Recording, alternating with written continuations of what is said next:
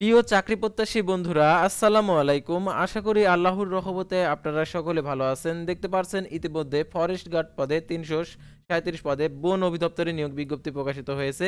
তো দেখতে পারছেন বন প্রহরী নিবে টোটালি দেখতে পারছেন এখানে ২৮৬। এছাড়াও আরও আদার্স পদ রয়েছে। তো প্রত্যেকটা পদের আবেদনের ক্ষেত্রে শিক্ষাগত যোগ্যতা, বেতন স্কেল এবং আবেদনটি কিভাবে করতে হবে এ টু জেড বিষয় আজকের এই ভিডিওটিতে তুলে ধরা হবে। সাধারণত এই নিয়োগের পরীক্ষাটা কোথায় হবে সেটা আপনারা জানতে পারবেন। তো দেখতে পারছেন এখানে ২৭শে জানুয়ারি ২০২৫ খ্রিস্টাব্দ তারিখে প্রকাশিত হয়েছে। সাধারণত যারা বাংলাদেশি নাগরিক রয়েছেন সকল জেলার প্রার্থী আবেদন করতে পারবেন, ছেলে মেয়ে উভয়। এসএসসি যারা পাশ করেছেন তারা আবেদন করতে পারবেন। এইচএসসি যারা পাশ করেছেন তাদের উচ্চতর পদ রয়েছে, সেই পদে আবেদন করতে পারবেন। যারা স্নাতকোত্তর পাশ করেছেন তাদের জন্য উচ্চতর পদ রয়েছে। তো এই নিয়োগ বিজ্ঞপ্তি সংক্রান্ত এ টু জেড বিষয় আজকের এই ভিডিওটিতে তুলে ধরা হবে। সাধারণত এই নিয়োগের পরীক্ষাটা এমসিকিউ হবে না, লিখিত হবে। এটার জন্য পরীক্ষার জন্য আর কি কতদিন সময় লাগবে পরীক্ষা হতে এবং এই অ্যাডমিট কার্ডটি কিভাবে ডাউনলোড করবেন আর আবেদন ফি কত টাকা, সম্পূর্ণ কিছু বিস্তারিত আজকের এই ভিডিওটিতে জানতে পারবেন। তাই ভিডিও শুরুর প্রথমে আপনি যদি অল জব নিউজ বাংলাদেশ এই চ্যানেলে প্রথমবার এই ভিডিওটি দেখে থাকেন তাহলে আমাদের এই চ্যানেলটিকে সাবস্ক্রাইব করে রাখবেন, notification bell button all press করে রাখবেন, এই ভিডিওটিতে একটি লাইক করে দিবেন। আর যারা ইতিমধ্যে আমাদের এই চ্যানেলটিকে সাবস্ক্রাইব করে পাশে রয়েছেন তাদেরকে অসংখ্য ধন্যবাদ।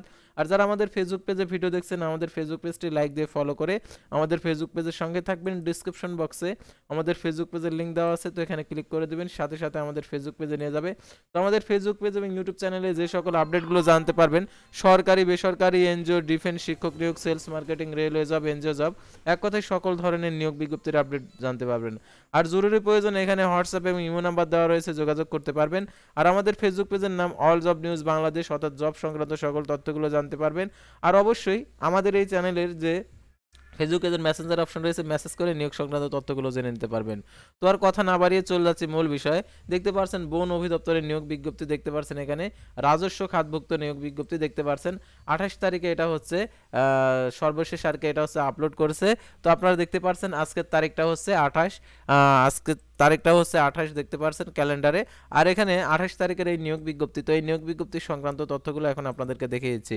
তো আপনারা অনেকে আছেন যে এই নিয়োগ বিজ্ঞপ্তি ভালোভাবে না বুঝে আপনারা আবেদন করেন, আবেদন ভুল হয়ে যায়। তো সেজন্য আপনাদেরকে সাজেস্ট করবো আপনারা অবশ্যই ভিডিওটি সম্পূর্ণ দেখুন। তো দেখতে পাচ্ছেন গণপ্রজাতন্ত্রী বাংলাদেশ সরকার প্রধান বন সংরক্ষণের কার্যালয়, বন অধিদপ্তর, বন ভবন, আগারগাঁও, শেরেবাংলা নগর, ঢাকা। তো দেখতে পাচ্ছেন নিয়োগ বিজ্ঞপ্তি।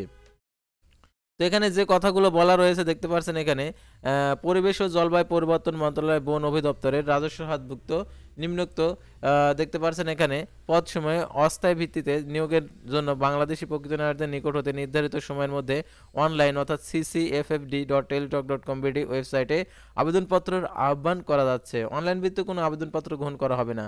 তো দেখতে পাচ্ছেন এখানে পদের নাম, বেতন স্কেল, পদের সংখ্যা, শিক্ষাগত যোগ্যতা।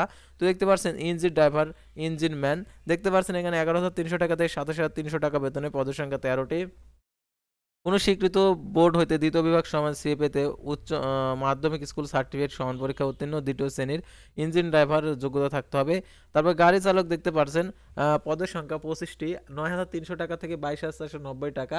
কোনো স্বীকৃত প্রতিষ্ঠান হইতে দেখতে পাচ্ছেন এখানে অষ্টম শ্রেণী পাশ করলে আপনি এটাতে আবেদন করতে পারবেন, অর্থাৎ অষ্টম শ্রেণী পাশ করলে আপনি এটাতে আবেদন করতে পারবেন।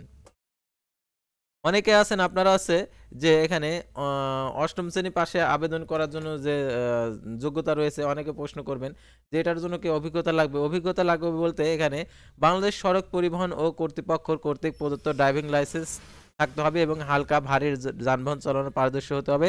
তারপর দেখতে পাচ্ছেন স্পিড বোর্ড ড্রাইভার 16তম গেট 9,300 টাকা থেকে 22,490 টাকা, পদের সংখ্যা 13টি।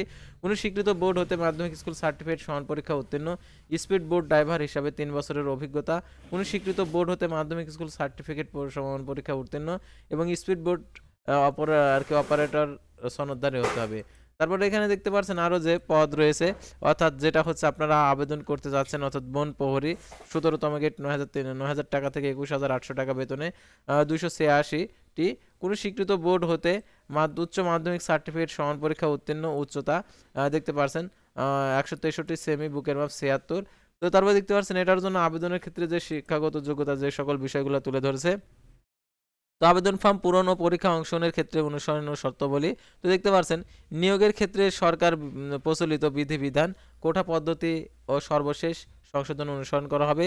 সকল প্রার্থীদের ক্ষেত্রে 1/1/2025 খ্রিস্টাব্দ তারিখে 18 থেকে 32 বছর বয়স মনের ক্ষেত্রে অ্যাফিডেভিট গ্রহণযোগ্য নয় এবং লিখিত ও প্রয়োজনে বাছাই পরীক্ষা সহ মৌখিক ও ব্যবহারিক পরীক্ষার প্রযোজ্য ক্ষেত্রে অংশগ্রহণের জন্য কোনো প্রকার টিএডিএ প্রদান করা হবে না। আবেদনকারীর সর্বশেষ অর্জিত শিক্ষাগত যোগ্যতার বিষয়টি আবশ্যিকভাবে উল্লেখ করবেন। অর্থাৎ আপনি বনপ্রহরীতে আবেদন করলেন, আবেদন করার জন্য আপনি উচ্চ মাধ্যমিক পর্যন্ত দিলেন, অর্থাৎ আপনি অনার্স মাস্টার্স কমপ্লিট করছেন, সেটাও আপনাকে দিতে হবে। তো এটার জন্য আবার পদোন্নতি রয়েছে, যার কারণে শিক্ষাগত যোগ্যতার বিষয়টা পুরোপুরি দিতে বলছে। তো তারপর দেখতে পাচ্ছেন এখানে যে এক জেলার বাসিন্দা অন্য জেলার বাসিন্দা হিসাবে আবেদন করতে পারবে না। তো দেখতে পাচ্ছেন এখানে যদি কোনো প্রার্থীরা আর কি বাংলাদেশি নাগরিক নন কিংবা বিদেশি নাগরিকও নন এমন কোনো ব্যক্তিকে বিয়ে করেন বা করার প্রতিশ্রুতিবদ্ধ হন, ফৌজদারি আদালত কর্তৃক নৈতিক স্বজনজনিত দ্বন্দ্বে দণ্ডিত হন কিংবা কোনো সরকারি স্বশাসিত প্রতিষ্ঠানে স্থানীয় কর্তৃপক্ষের চাকরি থেকে বরখাস্ত হয়ে থাকেন, তিনি আবেদনের যোগ্য বিবেচিত হবে না। আর সরকারি আধা সরকারি স্বশাসিত প্রতিষ্ঠানে চাকরিরত অর্থাৎ কর্মরত প্রার্থীদেরকে অবশ্যই কর্তৃপক্ষের অনুমতিক্রমে আবেদন করতে হবে। আর সকল চাকরিরত প্রার্থীদের মৌখিক পরীক্ষার সময় দেখতে পারছেন কর্তৃক প্রদত্ত অনাপত্তির পত্রের মূল কপি জমা দিতে হবে, এর ক্ষেত্রে অগ্রিম কপি গ্রহণ করা হবে না। তারপর দেখতে পাচ্ছেন এখানে প্রার্থীর কর্তৃক প্রদত্ত সকল দাখিলকৃত কাগজপত্র জাল, মিথ্যা ও ভুয়া প্রমাণিত হলে পরীক্ষার নকল ও অসৎ উপায় অবলম্বন করে সংশ্লিষ্টতা প্রার্থীতা বাতিল করা হবে। আর দেখতে পাচ্ছেন আবেদন গ্রহণ ও পরীক্ষার ফি জমাদান শুরুর তারিখ 29/1/2025 সকাল 10টা। অনলাইন আবেদনপত্র জমাদানের শেষ সময় 2/3/2025 বিকেল 5টা। উক্ত সীমার মধ্যে অর্থাৎ ডাকযোগে কোনো আবেদনপত্র গ্রহণ করা হবে না। সরাসরি ডাকযোগে প্রেরিত আবেদনপত্র বাতিল বলে গণ্য হবে। প্রার্থীকে নির্বাচনী পরীক্ষার ক্ষেত্রে কোঠা সংক্রান্ত জনপ্রশাসন মন্ত্রণালয়ের সর্বশেষ জারিকৃত সরকারি নির্দেশনা অনুসরণ করা হবে। মুক্তিযোদ্ধা প্রার্থী মুক্তিযোদ্ধার পুত্র কন্যার ক্ষেত্রে মুক্তিযোদ্ধার আর কি সার্টিফিকেট মৌখিক পরীক্ষার সময় আর কি প্রদর্শন করতে হবে। আর এখানে দেখতে পাচ্ছেন মৌখিক পরীক্ষার সময় যে সকল কাগজপত্র মূল কপি প্রদর্শন করতে হবে, এক সেট সত্যায়িত কপি প্রথম শ্রেণী গ্যাজেট কর্মকর্তা কর্তৃক ফটোকপি দাখিল করতে হবে। অনলাইন পূরণকৃত আবেদনপত্র 2 কপি পাসপোর্ট সাইজের রঙিন ছবি, শিক্ষাগত যোগ্যতার সকল মূল সাময়িক সনদপত্র, অভিজ্ঞতা, জাতীয় পরিচয়পত্র, প্রযোজ্য ক্ষেত্রে দ্বিতীয় শ্রেণীর ইঞ্জিন ড্রাইভার ও ড্রাইভিং লাইসেন্সের বোর্ড অপারেটর সনদের কপি, তার সংশ্লিষ্ট ইউনিয়ন চেয়ারম্যান, পৌরসভার, সিটি কর্পোরেশনের কর্তৃক নাগরিকত্ব সনদ, সরকারি আধা সরকারি স্বশাসিত কর্মরতদের কর্তৃপক্ষের অনুমতিপত্র, তারা মুক্তিযোদ্ধা বিষয়ক মুক্তিযুদ্ধের আর কি সনদ। আর অসম্পূর্ণ ত্রুটিপূর্ণ বিলম্বপ্রাপ্ত আবেদন বাতিল বলে গণ্য হবে। আর অনলাইন আবেদনপত্র পূরণের ক্ষেত্রে 29/1/2025 সকাল 10টা অর্থাৎ ccffd.teltalk.com ওয়েবসাইটে গিয়ে আবেদন করতে হবে। আবেদনের শেষ তারিখ 2 মার্চ 2025 বিকেল 5টা পর্যন্ত আবেদন করতে পারবেন। আর 72 ঘন্টার মধ্যে SMS এর মাধ্যমে পরীক্ষার ফি জমা দিতে হবে। আর 300x300 পিক্সেল ছবি এবং 300x80 পিক্সেল স্বাক্ষর আপলোড করতে হবে। ছবির সাইজ 100 কেবি, স্বাক্ষরের সাইজ 60 কেবি হতে হবে।